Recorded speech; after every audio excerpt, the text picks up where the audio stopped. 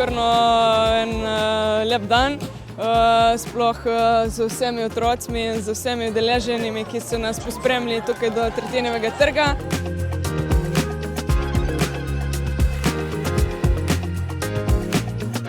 Ful rada imam šport in se mi zdi ful velika čast, da kakšen otrok tako nosi.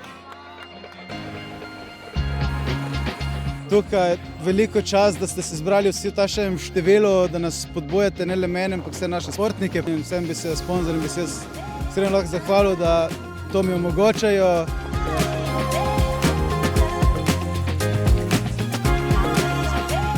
Veliko občanov nosi baklo, predvsem otroci, športniki, športnice jo nosijo. V vsaki občini, ko se ustavi, se strnejo misli, seveda z osrednjo temo letošnjega leta, kar se športa tiče olimpijskih iger v Parizu.